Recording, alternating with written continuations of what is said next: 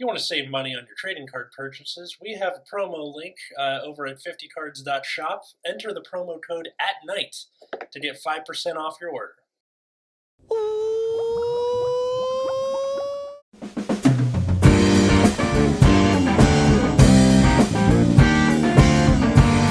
Hey everybody, welcome to Nexus, the Night Your Weekly Vanguard podcast. I'm Atlas. I'm Matt. I'm Root Beer. And we are 3 days out from Worlds here in Los Angeles, California. It's sneaking up. It's sneaking up. Oh, yeah. I'm on the complete opposite end of the country, so I am not going.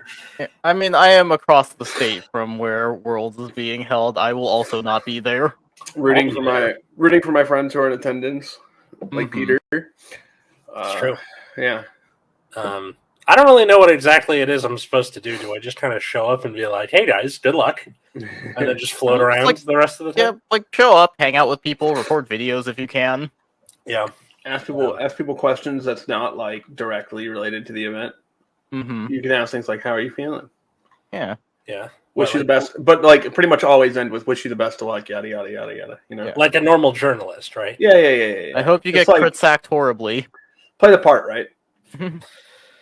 Yeah, I haven't done like normal journalism since like 2013. I mean, it's not normal journalism because it's about freaking card games. Yeah, it's true. But you know, I mean, it's journalism about a particular subculture, I guess you could say. Mm-hmm. Fair enough. But yeah, so starting on Friday, the ban list that Boucher had put out, however it is many weeks ago that we talked about it, comes into effect, which means Worlds will then be under that ban list. Weird, but sure. So to those who forgot, the Inlet Pulse and Magnolia choice restriction is no longer a thing. You can use them both together. Not sure that matters. In Standard, and then in Premium, Stun versus at 1.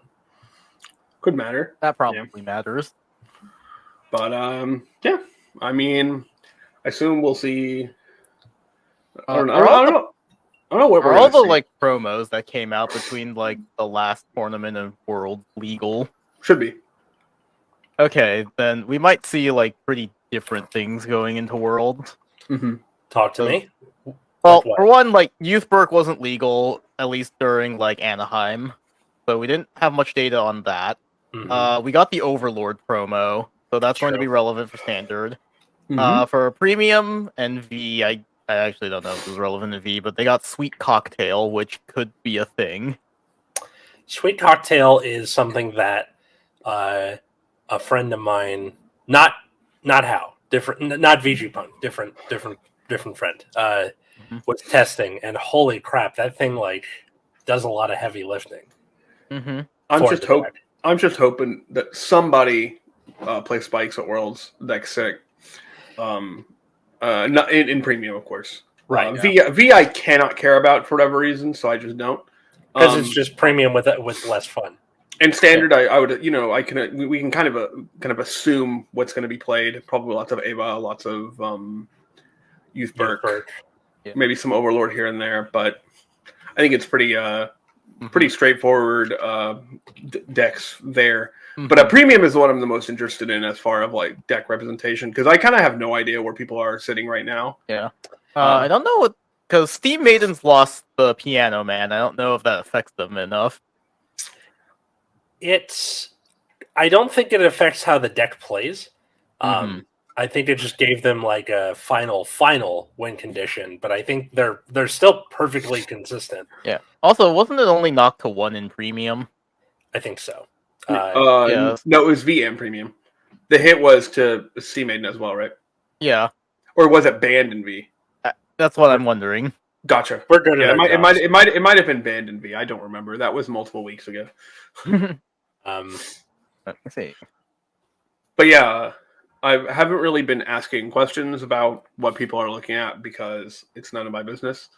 Yeah. But I assume everyone who's going to Worlds has already locked in what they're playing, Mm-hmm. and so we'll find out shortly. Yeah. And a lot of people probably weren't just weren't talking about it anyways. There was a copy pasta going around on Twitter with people putting up like silly lists. Yeah, so it's like check out my deck list with like the Yu-Gi-Oh cards thrown in there, like tier elements just in the deck, like a Fenrir, and I'm like, yeah, sure. Big years. Mellow Amusements is banned in V. I knew that, and then let's see.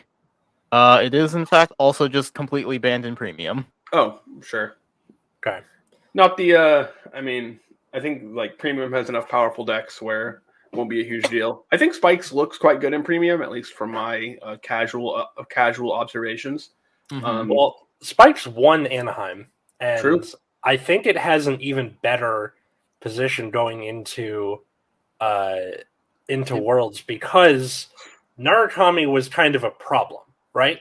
Like it's a kind of bad matchup. So enough people are going to have Stunverse going to one either scare them off of it, or if they were playing Vanquisher, just take them off of it.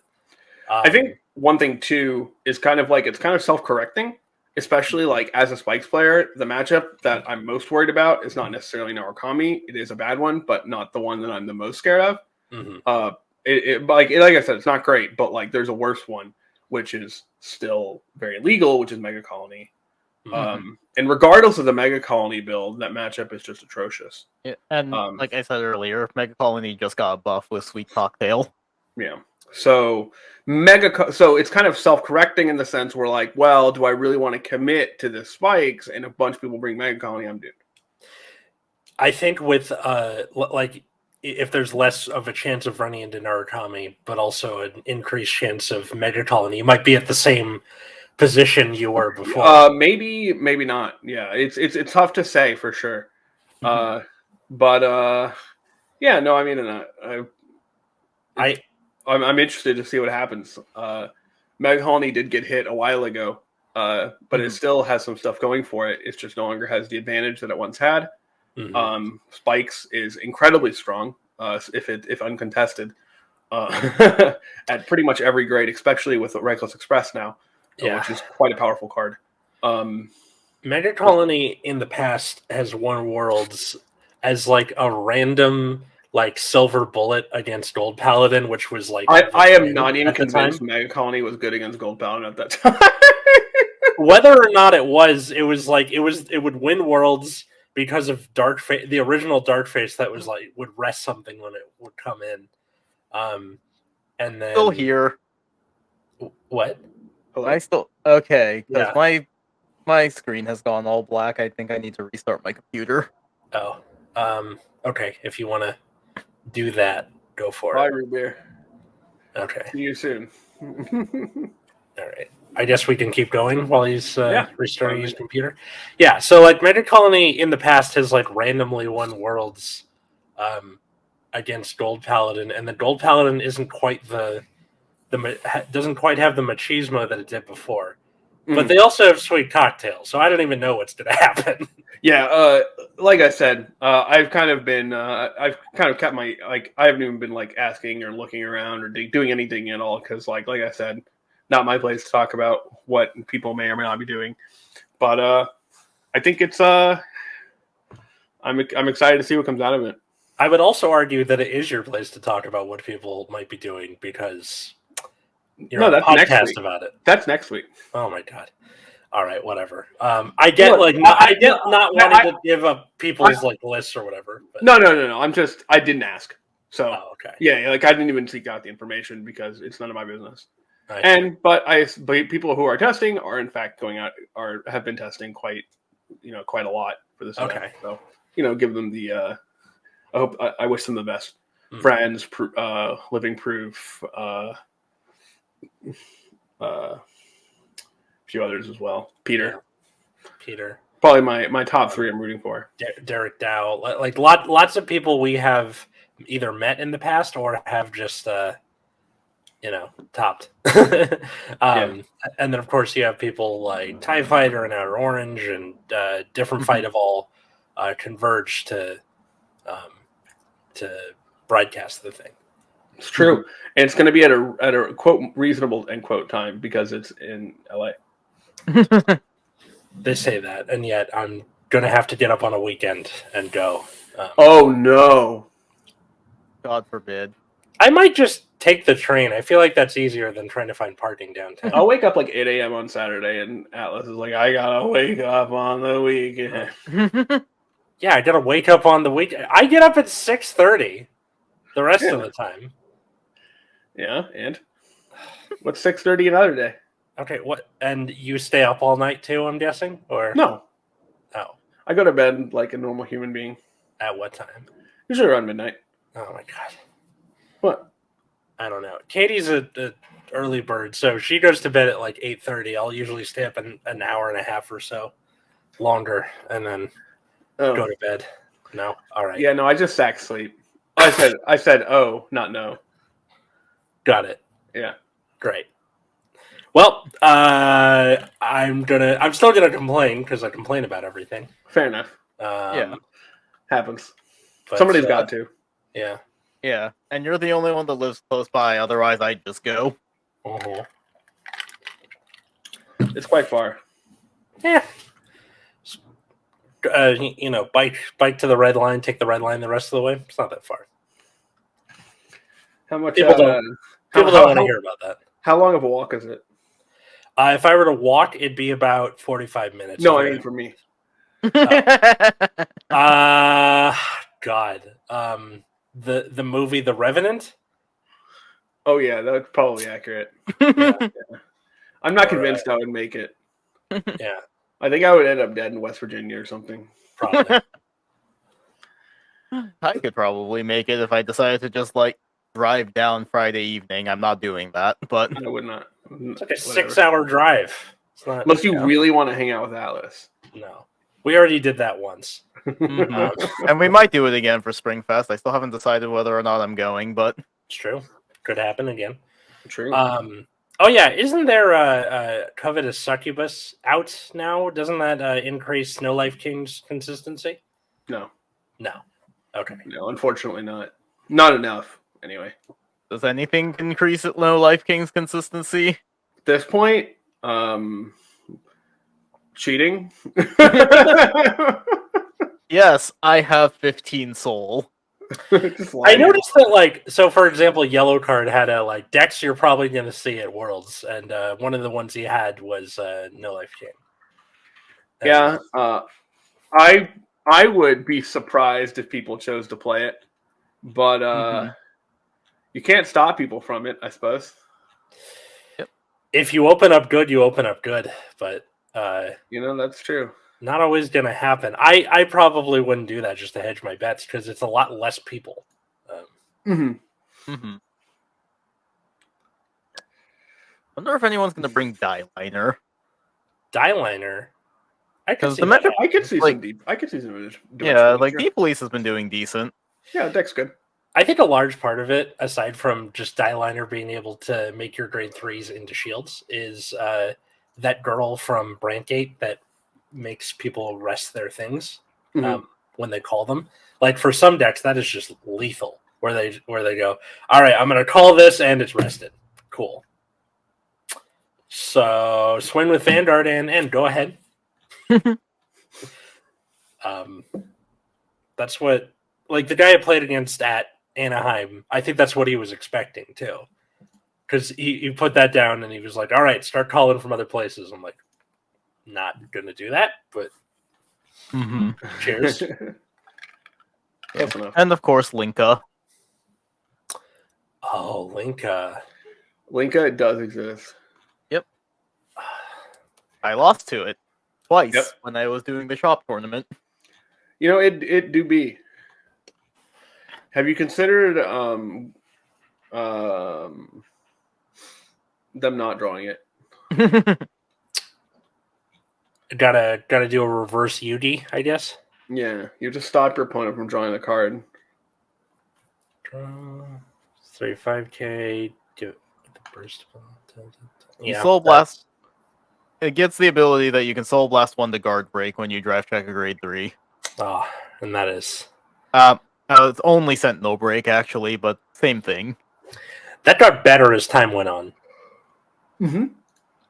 Because instead of it being grade 1s, they were now grade 0s, and then now they're a lot of things. Some of them are orders. Yeah.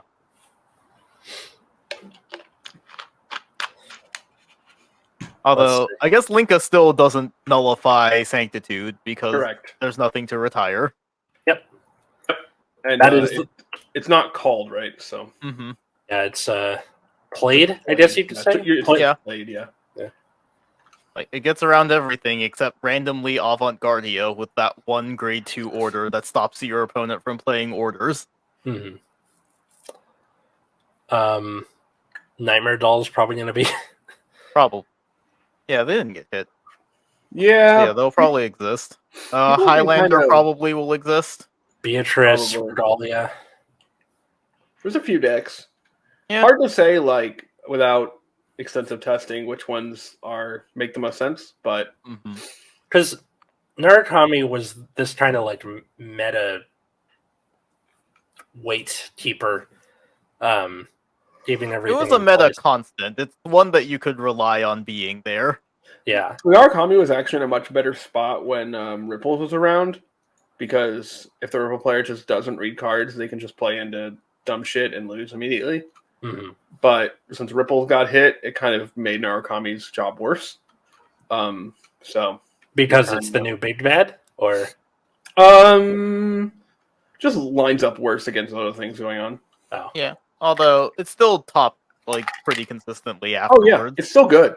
It's still good. Yeah. It's just a little sometimes clunky. And then like the hit might be enough to just scare people off of it. So I don't know that we'll see a lot of Eradicators anymore. Yeah, I think we'll still see some. It's really hard to just not. I mean, it's still powerful from the get-go, but I think I would expect we're not going to see very many, if any at all. But I wouldn't be surprised if there was like one.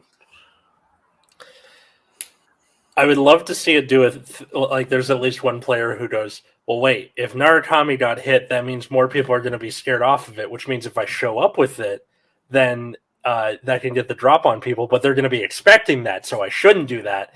But they're going to be expecting that I expected that. This is why.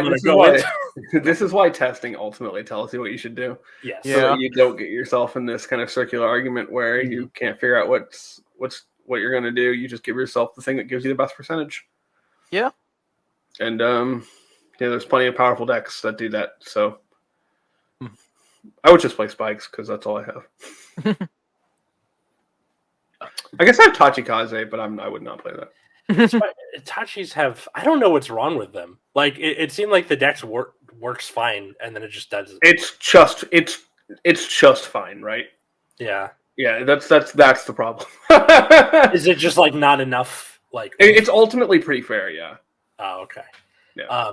Also, I think I counted of the 5 games that I played with friends last week at my locals, 3 of them I got the OT on the Vanguard restand. So it went pretty good. Yeah. Pretty good. Kill me. Get owned. Actually, just play the Cray OT.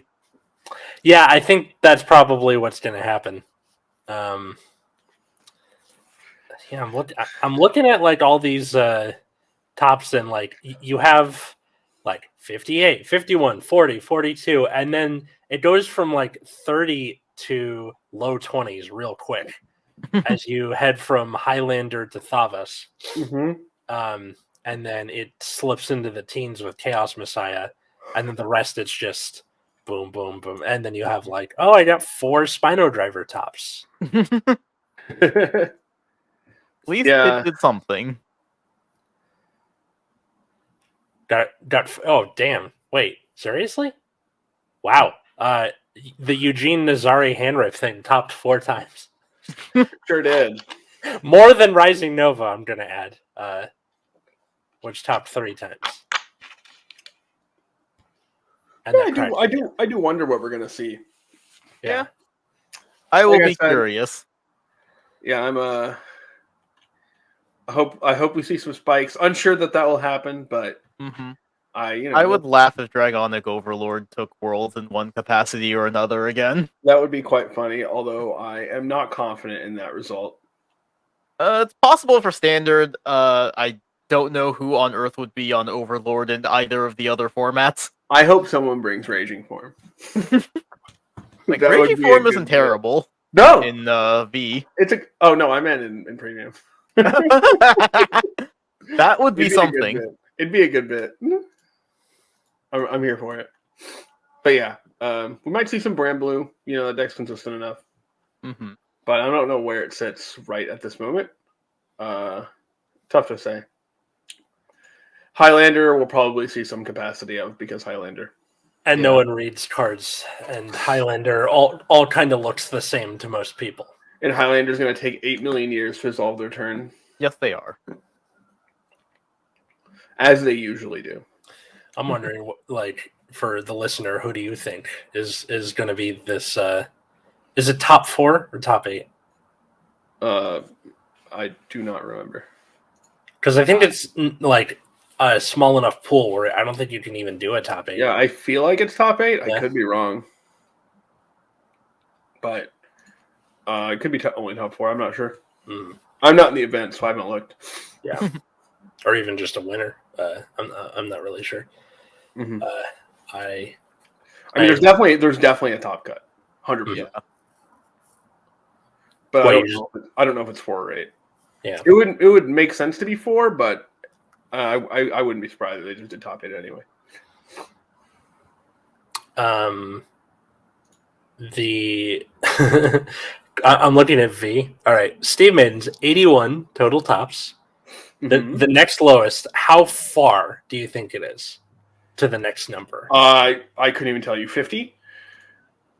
50. Okay. Well, I mean, I'm looking on the website right now, so I know it's like 64. Right. Yeah. Oh, all right. Damn, I was not close. I mean, I guess this was Prisms. Well, that's the problem is the list on Fuzzy Paradox website still has Prism and Gurgit, and those are not relevant. Yeah, that's from that's all of last year, right? So it's gonna be a lot of metagames overlapping. Yeah. Yeah, fair enough. I guess that's hard to really make your website like that. All right, this major thing happened. You probably could have it for a particular season. It would just take more work. Yeah. He already put so much work into making the site to begin with, so I'm not gonna But yeah, the next closest relevant one in B would probably be Night Rose, which has half the amount of tops.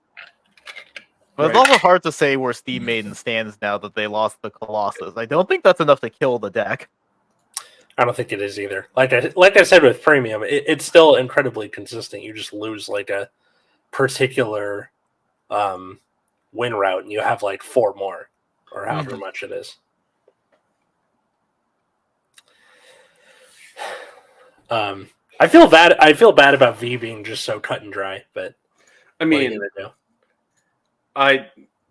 is anyone surprised? It's been cut and dry for the past year. Yeah. So I'm not regardless of format. Yeah, there's a new ban list, and then it's screwed up in a different way, and you're just yeah, okay. Yep. But first it was Prism Gurgit being the obvious best deck, and then they hit both of them. Now it's Steam Maiden is the best deck. Yep. And we're probably gonna see just a bunch of what's his name again? Youth Perk. Ava, maybe. You might see some random lyrical stuff here and there. You have we might see what the lyric. Fuck. Lutetia. We might see a bit of Lutetia. Yeah, Lutetia is the one I couldn't remember her name. Yeah. But we don't have the other Monster Strike stuff that Japan had, so. And Chrono Jet's not legal yet either. Yep. So kind of leaves us with, I guess, Ava Youth Perk. And Ava only has 16 at the time of saying this, but it only showed up at the end of the season. Yep. Yeah, she did not have enough time to really Yeah. The fact that she has that many tops for only being relevant for 2 tournaments should say something. My expectation is that group video will fall off. Probably. Because I think Gravidia is pretty bad into Ava. And it would be, you should expect a fair amount of Ava. Mm-hmm. So it would be kind of awkward to take Gravidia. Can't blow up your ops you died. Too Very bad. true. R.I.P. And Youthberg is just kind of, this is going to be kind of Youthberg's first outing somehow. Yeah. Because like First full outing. Right. Yeah, because like the timing worked out that it did not come up during the actual BCS season. Mm-hmm. But it is allowed for Worlds. So and that deck we all know is quite powerful. Yeah. And then like Overlord was relevant in Japan and it only just got the promo that month. So that's another one that's like only going to be relevant now. Mm-hmm. I think the first set of Youthberg was legal for the BCS stuff, but the first set was kind of mid. And so but the second set is where you have Tempest? Yep. Which is the one people were waiting for. Mm-hmm. The Overlord thing might be a case of like what happened with Ava, where it was overperforming, as Matt might say, but it's such a pain to get that promo in the case of either the Order or the Overlord thing. Yeah, but if you're going to Worlds and you think Overlord is the pick, you're getting the promo. Mm-hmm. Yeah, you will find people to lend you the promo. I guarantee you there's going to be at least one in that top 8, but I don't know how many people are like going that extra mile to get the thing. Yeah, who knows? We could just see a whole bunch of Youthberg anyway. Yeah, like I legitimately just don't know what the pick is between those three. Like I'd bring Eva because that's what I physically own, but I'm also not playing in the tournament, so yeah. If I had infinite dollars, I feel like I would just slam Youthberg and not think about it too much. But it's D also, so you're gonna lose the overtrigger or something. I can't wait for that to be a thing. Yeah. Okay, well, if we're talking about losing to the overtrigger, I think Overlord or Eva. Because Eva can just OTK with the Brankgate overtrigger, and Dragonic Overlord gets the restand Infinity +1 times. Yeah. Restand again. You're dead. Overtrigger and Keter, not that bad. Not that bad, but I feel like the other two have the best potential to just immediately win the game. Oh, no, I just mean like a defensive overtrigger ending the game. Oh, yeah, that could happen. We're going to get a 6 damage OT in finals. It's going to be so sick. Imagine if finals was just like, alright, swing in, OT. I hope it's a best of 3 and there's a defensive OT every game. That would be the most hilarious outcome. Yeah. Attack, no guard. Alright, crit, Brankgate OT, take 4 damage. 6 damage OT. Okay. If one of you wants to keep an eye on the stream while this is going on, I'll try my best. I thought I was going to be watching something else this weekend, but that's next weekend. So yeah. Okay. All right. Because I'm going to watch. I'm waiting for a fighting game tournament, Frosty Faustings, that I'm going to watch next weekend. I see. I played in a fighting game tournament this evening, actually, before the recording. How'd that go? I went 1-2. Bummer. It's okay. No, it's all right. I lost to my first opponent. Couldn't figure out how to work the internet or something. My second opponent was one of the very strong players from Mexico. And right when I saw his name, I'm like, I'm losing. I took a character though, got him. Okay, that's something. Yeah. King of Fighters is a hard game, and I'm still relatively new compared to a lot of these guys. I've only been playing since last August, really, and a lot of these people have been playing for a decade. So I'm gonna get cooked, and that's okay. Yeah, at least it's better than when I was growing up. And King of Fighters 15. Yeah. So. Did you ever have when you playing fighting games as a kid, and you have the one kid who invites you over and then doesn't tell you how to play, and then kicks your ass? Not once. No. All right. Well. No, I mean, every time I played a fighting game, as a kid, nobody knew what the hell they were doing. Oh, okay. Yeah, we would have the instruction booklet with the moves in it, trying to figure out what Blanca's freaking ball is for Street Fighter 2. I don't know. I'm not going to say his last name, but freaking Justin, the first Super Smash Bros. Wouldn't tell me how to use anything. I was 6, man. I didn't know what was going on. Yeah, Smash is kind of a really easy game to like play. So like it's pretty hard to like not know what you're doing. I mean, Melee has that problem where like there are like a bunch of mechanics that the game doesn't tell you about. I guess that's true in Ultimate as well. But there's tons of mechanics in Smash that the game just does not tell you about. Yeah. I mean, this is even just like how to do up B or whatever. Like, oh yeah, I mean, yeah, I figured you would figure that out by just pressing random buttons together. At least that's what I did as a kid. That's what I did too, but it just wouldn't go my way. And then yeah, that's how I figured out Smash. I just hit random buttons and things happened. Sounds like the best way to play. I mean, I think I actually enjoy fighting games a lot more now when I'm like actively thinking about what I'm doing, more so than just smashing buttons as a kid. Mm-hmm. Smashing buttons as a kid has kind of always felt like you were flailing, knowing kind of what options your opponent has and what options you have at any given moment, and like trying to, playing that out is much more fun in my opinion. Mm-hmm. Which is not unrelated to card games, but certainly you have all the information in front of you in a fighting game. Yeah, except for your opponent's final decision. Except for the overtrigger, there's not really an equivalent in most fighting games. Some fighting games have some equivalents. The classic example would be Marvel vs. Capcom 3 for the PS3 and this game had something called X Factor, which you would press 3 buttons to activate it, like all 3 of your attack buttons basically, and you would go into a special mode that makes you faster, deal more damage, regenerate red health immediately, and you can't take chip because you're regenerating red health. But it gets better and longer the lower amount of characters you have left. So it's a 3v3 game. So if you have 1 character remaining, your X Factor lasts for a very long time and is very powerful. Okay. So people would they would get down to 1 character, pop X Factor, and just kill the other 3 immediately. It was quite funny.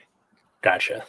It is probably the closest to, but people really like that type of mechanic because there's actually like skill involved to land your combos and your opponent has like 3 chances to not die to it, and if they don't get like their assist doesn't get tagged. But yeah, I think those mechanics work a lot better in fighting games because there's kind of like you still have options as the opponent. It just kind of is going to suck for a little bit. Do you think that if the overtrigger keeps like ruining games on stream, that is no. I don't have any illusion that is going to happen. I just don't believe it will. They keep putting it into sealed products. They're never banning it. Anyways, ban the overtrigger. We know you're not going to do it, but we're going to keep saying it anyways. At least ban it in premium. Right? Yeah, for real. But it's in the premium product, so kill me. Vanguard is a game. Vanguard is the game. I don't really have much else I want to say except good luck to everybody who's there and welcome to Los Angeles. All the listeners that are here. LA is actually cool, despite what people might tell you. Yes, having lived near LA.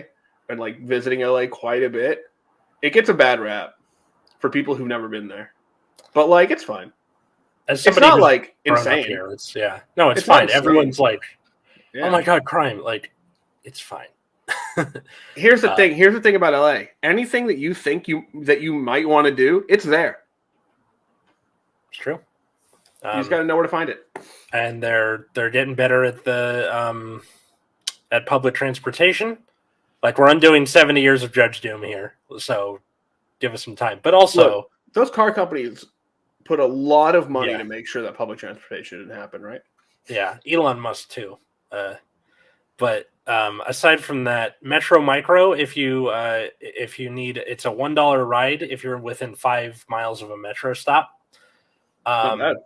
And then also, if you land at LAX, don't call the Uber from the airport. Walk to the In-N-Out outside the airport, then call the Uber. It's like $20 cheaper. Yeah, it's going to be a bazillion dollar reduce. Yep. Airport has its own fare whenever you call an Uber for it. That it kind of gets tagged on to to it because airport traffic's horrendous. Yeah, there's that, and then like I think there was some fight with the cab companies a few years ago, and they're like, "All right, you can pick up people at the airport, but you have to pay like a tax or something." So they just pass it on to the consumer. That sounds like something that would happen. Lots of good food, lots of places to go, all that good stuff. If you want to ask me, because I've lived here my whole life, at Atlas Novak, Twitter, Instagram, at Nexus at Night for all three of us, and patreon.com/Nexus at Night help support the show. Thanks to Darren, Cole, Josh, Jeremy, GR, and Ali for being patrons. Merch, playmats, how about the rest of us? You can find me on Twitter at Wiggums, 2Gs, 2Zs. You can find me at Plasma Eclipse. And then, yeah, that's pretty much it. Thanks, everybody, for listening. And until next time, I was Atlas. I'm still Matt. I'm Root Beer. And have a good night, everybody.